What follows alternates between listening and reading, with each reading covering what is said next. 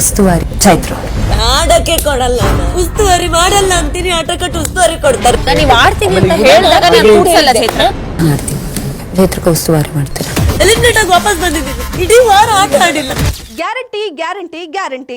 ಇದು guarantee news. ನಾನು Dhanushree. Hindu fire brand ಅಂತಲೇ ಹೆಸರಾಗಿರೋ ಚೈತ್ರ ಕುಂದಾಪುರ ಬಿಗ್ ಬಾಸ್ ಶೋನಲ್ಲಿ ಟಫ್ ಕಂಟೆಸ್ಟೆಂಟ್ ಆಗಿ ಬರೋಬ್ಬರಿ 75 ದಿನಗಳನ್ನ ಕಳೆದಿದ್ದಾರೆ. ಗ್ಲಾಮರ್ ಬೇಸ್ ಇಲ್ಲದಿದ್ರು ತಮ್ಮಲ್ಲಿರೋ ಗಟ್ಟಿಗಿತ್ತಿ ತನ್ನಿಂದಲೇ ಎಲ್ಲರ ಮುಂದೆ ನಾನೇನ್ ಕಡಿಮೆ ಇಲ್ಲ ಅನ್ನೋ ರೀತಿಯಲ್ಲಿ ಬಿಗ್ ಬಾಸ್ ನಲ್ಲಿ ಆಟ ಆಡ್ತಿದ್ದಾರೆ ಚೈತ್ರ ಕುಂದಾಪುರ. ಬಿಗ್ ಬಾಸ್ ನಲ್ಲಿ ಚೈತ್ರ ಜಗಳ ಆಡದೆ ಇರೋ ಕಂಟೆಸ್ಟೆಂಟೇ ಇಲ್ಲ. ಎಲ್ಲರ ಜೊತೆಯಲ್ಲೂ ಜಗಳವಾಡಿದ್ರು ಸ್ವಲ್ಪ ಸಮಯದಲ್ಲೇ ಎಲ್ಲವನ್ನ ಮರ್ತಿರೋ ಹಾಗೆ ಎಲ್ಲರ ಜೊತೆಯಲ್ಲಿ ಮಿಂಗಲ್ ಆಗ್ತಾರೆ ಚೈತ್ರ ಕುಂದಾಪುರ. ತಮ್ಮ ಜೋರು ಧ್ವನಿಯಿಂದಲೇ ತನ್ನ ಪ್ರತಿಸ್ಪರ್ಧಿಗಳು ಬಾಯಿ ಮುಚ್ಚಿಸೋ ಚೈತ್ರ ಕುಂದಾಪುರ ಬಿಗ್ ಬಾಸ್ ನಲ್ಲಿ 75 ದಿನಗಳು ಸರ್ವೈವ್ ಆಗಿರೋ ರೋಚಕ ಕತೆ ಇಲ್ಲಿದೆ ನೋಡಿ. ಬಿಗ್ ಬಾಸ್ ಮನೆಯಲ್ಲಿ ಬಾಸ್ ಅಂತಾನೆ ಫೇಮಸ್ ಆಗಿರೋ ಚೈತ್ರ ಕುಂದಾಪುರ ಅವರು ಹೊರಗಡೆ ಕೂಡ ಅಷ್ಟೇ ಸುದ್ದಿಯಲ್ಲಿದ್ರು. ಹಿಂದೂ ಲೇಡಿ ಫೈರ್ ಬ್ರ್ಯಾಂಡ್ ಅಂತೆಲ್ಲ ಅವರನ್ನ ಕರೀತಾ ಇದ್ರು. ಇವರು ಹಿಂದೂಗಳ ಪರ ಭಾಷಣ ಮಾಡಿ ಫೇಮಸ್ ಕೂಡ ಆಗಿದ್ರು. ಇದಷ್ಟೇ ಅಲ್ಲದೆ MP ಟಿಕೆಟ್ ಕೊಡಿಸುವುದಾಗಿ ಒಬ್ಬ ಕಾರ್ಯಕರ್ತರಿಂದ 5 ಕೋಟಿ ರೂಪಾಯಿ ಪಡೆದು ವಂಚನೆ ಮಾಡಿರುವ ಪ್ರಕರಣದಲ್ಲಿ ಜೈಲಿಗೆ ಕೂಡ ಹೋಗಿದ್ರು. ಇದಾದ್ಮೇಲೆ ಬೇಲ್ ತಗೊಂಡು ಆಚೆ ಬಂದಿದ್ರು. ಇದರಿಂದಾಗಿ ಇಡೀ ರಾಜ್ಯದಲ್ಲಿ ತುಂಬಾನೇ ಸುದ್ದಿಯಲ್ಲಿದ್ರು. ಇದು ಆದ್ಮೇಲೆ ಈಗ ಚೈತ್ರ ಕುಂದಾಪುರ ಅವರು ಬಿಗ್ ಬಾಸ್ ಮನೆಗೆ ಹೋಗಿದ್ದಾರೆ. ಬಿಗ್ ಬಾಸ್ ಮನೆಗೆ ಹೋದಾಗಿನಿಂದ ಇಲ್ಲಿವರೆಗೂ ತಮ್ಮ ಮಾತಿನಿಂದಲೇ ಸರ್ವೈವ್ ಆಗಿದ್ದಾರೆ. ಬಿಗ್ ಬಾಸ್ ನಲ್ಲಿ ಆರಂಭದ ದಿನಗಳಲ್ಲಿ ಇವರ ಮಾತಿಗೆ ಪ್ರೇಕ್ಷಕರು ಶಬಾಷ್ ಅಂತ ಹೇಳ್ತಾ ಇದ್ರು. ನಂತರದ ದಿನಗಳಲ್ಲಿ ಇವರ ಮಾತು ತುಂಬಾನೇ ಕಿರಿಕಿರಿ ಆಗ್ತಾ ಇತ್ತು ಪ್ರೇಕ್ಷಕರಿಗೂ ಹಾಗೂ ಬಿಗ್ ಬಾಸ್ ಮನೆಯಲ್ಲಿರುವ ಸ್ಪರ್ಧಿಗಳಿಗೂ ಕೂಡ. ಇನ್ನು ಪ್ರತಿ ವಾರ ಕೂಡ ಇವರು ನಾಮಿನೇಟ್ ಆದ್ರು. ಇಲ್ಲಿವರೆಗೂ ಸೇಫ್ ಆಗಿ ಬಿಗ್ ಬಾಸ್ ಮನೆಯಲ್ಲಿ ತುಂಬಾ ಸ್ಟ್ರಾಂಗ್ ಕಂಟೆಸ್ಟ್ ಅಂತ ಅನ್ನಿಸ್ಕೊಂಡಿದ್ದಾರೆ. ಇನ್ನು ಬಿಗ್ ಬಾಸ್ ಮನೆಯಲ್ಲಿ ಇರೋರೆಲ್ಲ ಬಹುತೇಕ ಹಿರಿತರೆ ಕಿರುತೆರೆಯಲ್ಲಿ ಹೋಗಿರೋ ಫೇಮಸ್ ಸೆಲೆಬ್ರಿಟೀಸ್ಗಳೇ ಇದ್ದಾರೆ. ಅವರ ಮಧ್ಯೆ ಚೈತ್ರ ಅವರು ತಮ್ಮ ಮಾತಿನಿಂದಲೇ ಬಿಗ್ ಬಾಸ್ ಮನೆಯಲ್ಲಿ 75 ದಿನಗಳ ಕಾಲ ಇದ್ದಾರೆ.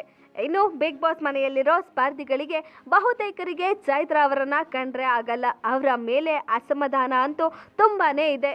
ಅವರ ವಾಯ್ಸ್ ಅಂದ್ರೆ ತುಂಬಾನೇ ಇರಿಟೇಟ್ ಆಗ್ತಾರೆ. ಇನ್ನು ಆಲ್ಮೋಸ್ಟ್ ಎಲ್ಲ ಸ್ಪರ್ಧಿಗಳ ಜೊತೆಗೆ ಚೈತ್ರ ಅವರು ಜಗಳ ಆಡಿದ್ದಾರೆ. ಇನ್ನು ಪ್ರತಿ ಬಾರಿ ನಾಮಿನೇಷನ್ ಮಾಡಬೇಕಾದ್ರೆ ಕಳಪೆ ಕೊಡುವಾಗ ಬಹುತೇಕ ಚೈತ್ರ ಅವರನ್ನ ಹೆಸರನ್ನೇ ಬಹುತೇಕ ಎಲ್ಲರೂ ತಗೋತಾರೆ. ಹಾಗಾಗಿ ಚೈತ್ರ ಅವರು ಇದುವರೆಗೂ ಬಿಗ್ ಬಾಸ್ ಮನೆಯಲ್ಲಿ 3 ಬಾರಿ ಕಳಪೆಯಾಗಿ ಜೈಲ್ಗೆ ಹೋಗಿದ್ದಾರೆ. ಇಷ್ಟಾದ್ರೂ ಕೂಡ ಬಿಗ್ ಬಾಸ್ ಮನೆಯಲ್ಲಿ ತಮ್ಮ ಸ್ಥಾನವನ್ನು ಹಾಗೆ ಕಾಪಾಡಿಕೊಂಡಿದ್ದಾರೆ. ಇನ್ನು ಬಿಗ್ ಬಾಸ್ ಮನೆಯಲ್ಲಿ ಇರುವ ಸ್ಪರ್ಧಿಗಳು ಅವರು ಔಟ್ ಆಗಿ ಬಿಗ್ ಬಾಸ್ ಮನೆಯಿಂದ ಆಚೆ ಬರೋವರೆಗೂ ಅಲ್ಲೇ ಇರಬೇಕು. ಅಂತಹ ಎಮರ್ಜೆನ್ಸಿ ಇದ್ರೆ ಆಚೆ ಬರಬಹುದು ಅಂತ ಬಿಗ್ ಬಾಸ್ ಇತ್ತೀಚೆಗೆ ರೂಲ್ಸ್ ಅನ್ನ ಮಾಡಿದ್ದಾರೆ. ಹಾಗೆ ಚೈತ್ರ ಅವರು ಕೂಡ ಬಿಗ್ ಬಾಸ್ ಮನೆಯಿಂದ 2 ಬಾರಿ ಆಚೆ ಬಂದಿದ್ದಾರೆ. ಒಂದು ಅವರಿಗೆ ಆರೋಗ್ಯ ಸರಿ ಇಲ್ಲ ಕಾರಣಕ್ಕೆ ಆಸ್ಪತ್ರೆಗೆ, ಇನ್ನೊಂದು ಅವರ ಕೇಸ್ ವಿಚಾರಣೆಗೆ ಕೋರ್ಟ್ಗೆ. ಹೀಗೆ ಅವರು ಆಚೆ ಹಾಸ್ಪಿಟಲ್ ಹೋದಾಗ ಅಲ್ಲಿ ಮಾತಾಡಿದ ವಿಚಾರಗಳನ್ನ ಬಿಗ್ ಬಾಸ್ ಮನೆ ಒಳಗೆ ಇರುವ ಸ್ಪರ್ಧಿಗಳಿಗೆ ಹೇಳಿ ಬಿಗ್ ಬಾಸ್ ಮನೆಯ ನಿಯಮವನ್ನ ಬ್ರೇಕ್ ಮಾಡಿ ಸುದೀಪ್ ಅವರಿಂದ ಕೂಡ ತುಂಬಾನೇ ಬಯಸ್ಕೊಂಡಿದ್ದಾರೆ. ಹಾಗೆ ಪ್ರತಿ ವಾರ ಕೂಡ ಸುದೀಪ್ ಅವರು ನಿಮ್ಮ ವಾಯ್ಸ್ ಅನ್ನ ಕಡಿಮೆ ಮಾಡ್ಕೊಳ್ಳಿ, ನಿಮ್ಮ ಸೌಂಡ್ ಅನ್ನ ಕಡಿಮೆ ಮಾಡ್ಕೊಳ್ಳಿ ಅಂತ ಬುದ್ಧಿವಾದ ಹೇಳ್ತಾನೆ ಇರ್ತಾರೆ. ಇಷ್ಟಾದ್ರೂ ಚೈತ್ರ ಅವರ ಸೌಂಡ್ ಸ್ವಲ್ಪನೂ ಕಡಿಮೆ ಆಗಿಲ್ಲ, ಅವರ ಜಗಳನೂ ಸ್ವಲ್ಪನೂ ಕಡಿಮೆ ಆಗಿಲ್ಲ, ಅವರು ಮಿಸ್ಟೇಕ್ ಮಾಡೋದು ಕೂಡ ಸ್ವಲ್ಪನೂ ಕಡಿಮೆ ಆಗಿಲ್ಲ. ಈಗಲೂ ಕಳಪೆ ಪಡ್ಕೊಂಡು ಜೈಲ್ನಲ್ಲಿ ಇರೋ ಚೈತ್ರ ಬಿಗ್ ಬಾಸ್ ಮನೆಯ ನಿಯಮಗಳನ್ನ ಬ್ರೇಕ್ ಮಾಡೇ ಮಾಡ್ತೀನಿ ಅಂತ ಹೇಳ್ತಿದ್ದಾರೆ.